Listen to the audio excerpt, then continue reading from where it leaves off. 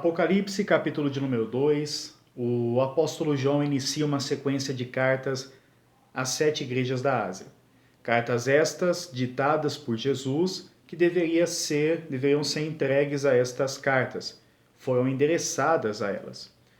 Pois bem, o apóstolo João estava exilado na ilha de Patmos pelo Evangelho, foi onde ele recebeu as revelações para escrever estas cartas. Inicia-se no capítulo 2 com a carta à igreja em Éfeso. A igreja em Éfeso surgiu através da obra missionária do apóstolo Paulo.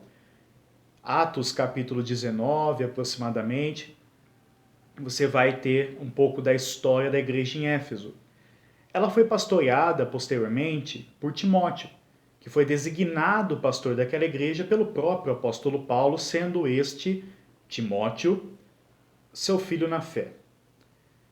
Timóteo trouxe com tão afinco e tanto zelo os ensinamentos de Paulo à igreja em Éfeso, que ela tomou os moldes doutrinários e as características do apóstolo Paulo e, consequentemente, do seu pastor Timóteo. Se não vejamos, o Senhor Jesus começa a ditar a João que ele conhece as obras do pastor, ou seja, do anjo da igreja em Éfeso, e, consequentemente, as obras da própria igreja também, que se fundiam no misto entre obra pastoral e da membresia, por assim dizer. E ele disse, o Senhor Jesus disse, vocês são incansáveis ao trabalhar pelo meu nome. Vocês colocam à prova aqueles que se dizem apóstolos e não são, mas eles mentem. Vocês não suportam homens maus. Vocês são zelosos no máximo que vocês puderem, mas eu tenho uma coisa contra vocês. Vocês abandonaram o primeiro amor.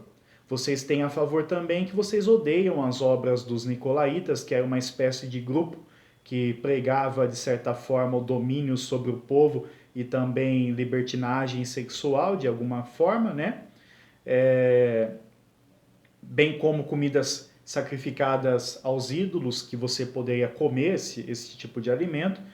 E Deus disse, o Senhor Jesus falando, eu também odeio as obras dos nicolaítas, eu tenho isso a favor de vocês também, mas vocês deixaram o primeiro amor. Então veja, era uma igreja zelosa que nutria todas as marcas e características do apóstolo Paulo, seu fundador, e também uma igreja que trazia consigo aplicação das lições deixadas pelo seu pastor Timóteo.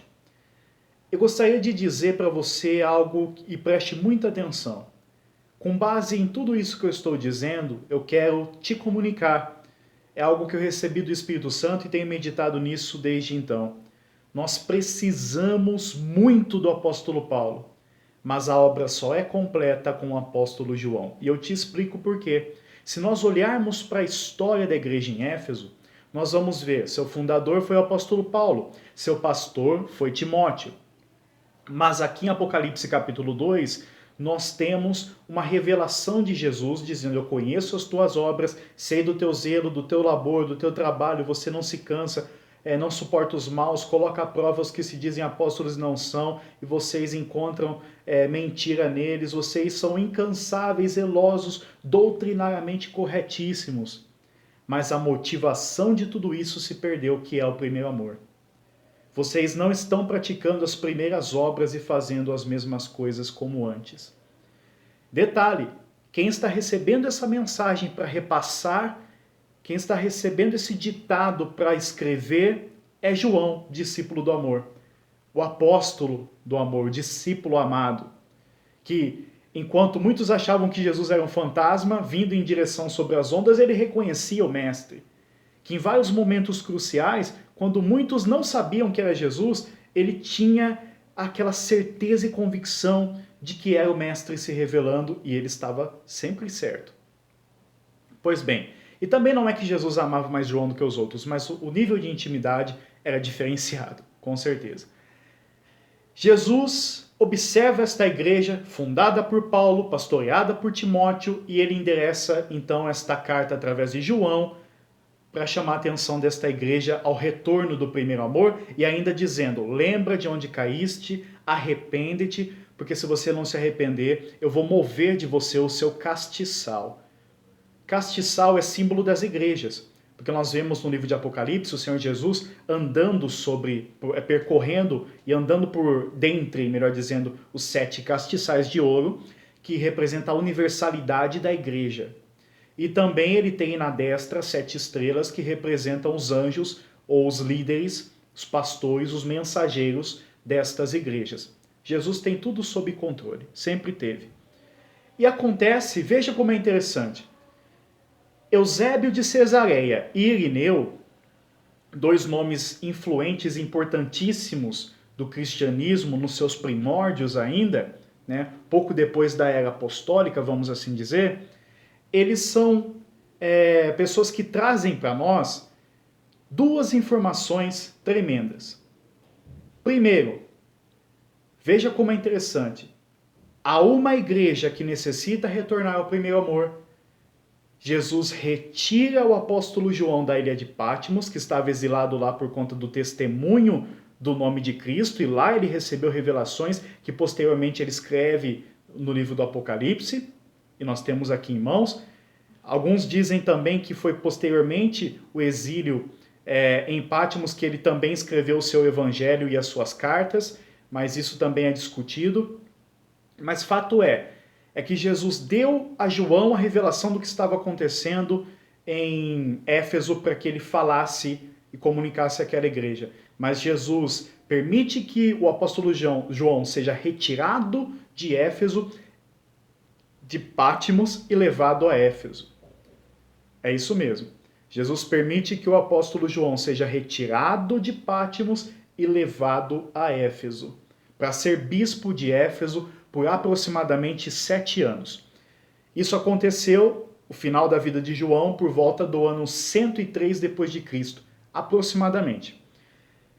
E o apóstolo João esteve ministrando em Éfeso como bispo, ali o ancião e o bispo da igreja em Éfeso, como também um dos últimos representantes do apostolado, né, inicial, de 89 a 96 anos de idade. Então, 7 anos João esteve ministrando lá. E sabe o que Eusébio traz e também Irineu de informação, que é o segundo ponto? Que todas as vezes que o apóstolo João era levado a ministrar na frente dos irmãos onde eles se reuniam, ele só dizia uma frase, é o que ele achou de mais importante. Estava debilitado, não é? Quase 100 anos de idade, e tudo o que ele dizia é: filhinhos, amai-vos uns aos outros. Há uma igreja extremamente zelosa, de obras impecáveis diante dos homens.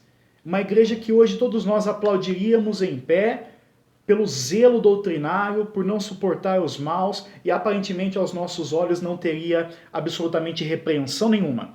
A esta igreja, Jesus tira o apóstolo João da ilha de Patmos, ele não morre lá, porque ele foi levado para morrer lá, por conta das circunstâncias da ilha e também dos animais que haviam lá muito perigosos, mas ele não morre lá. Jesus tira ele de lá e leva a Éfeso para ser bispo dessa igreja. E tudo o que João dizia era: filhinhos, amai-vos uns aos outros. Pastor, obreiro, pregador, diácono, evangelista, ministro ou não, membro, olha aqui para mim nesse momento.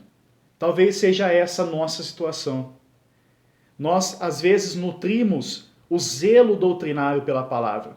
E a igreja em Éfeso trazia essas marcas porque o apóstolo Paulo era ferrenho doutrinariamente. O apóstolo Paulo resistiu a Pedro na face, o apóstolo Pedro, porque Pedro era uma coisa diante dos judeus e outra diante dos gentios. Aí Paulo chamou ele para uma conversa tete a tete, com dedo em riste. O apóstolo Paulo era aquele que olhava para um João Marcos numa viagem missionária e dizia: olha, não está dando não, cada um vai para um lugar, e a Bíblia diz que houve contenda tal que tiveram que se separar. Para depois, no final da vida, o apóstolo Paulo também dizer: traga João Marcos porque ele é muito útil para mim no ministério. Então o apóstolo Paulo, o mesmo zelo que ele teve no farisaísmo, porque ele era fariseu antes de se converter ao cristianismo, ele trouxe o mesmo zelo, o mesmo fogo na alma pelas convicções e fundamentos apostólicos que ele recebeu do próprio Senhor Jesus. Paulo mesmo disse: o que recebi do Senhor, também vos entreguei, e ele teve várias revelações do Senhor Jesus. Só que para esta igreja faltou a base para tudo isso. Robertson, com isso você está dizendo que o apóstolo Paulo não ensinou o amor e que ele falhou ao ensinar, em não ensinar o amor ou ao ensinar aquela igreja? Não, de forma alguma, não estou dizendo isso. Peço que não sejam postas palavras na minha boca. Robertson, você está dizendo que só João ensinava o amor e Paulo não? Também não estou dizendo isso.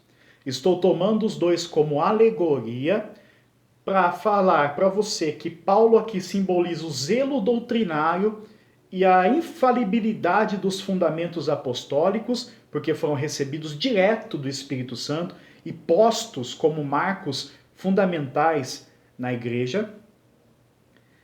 E estou dizendo para você que João representa esse amor e esta praticidade do evangelho. Você percebe, isso eu já percebi há um tempo atrás, mas esta revelação que eu estou compartilhando com você veio semana passada para o meu coração.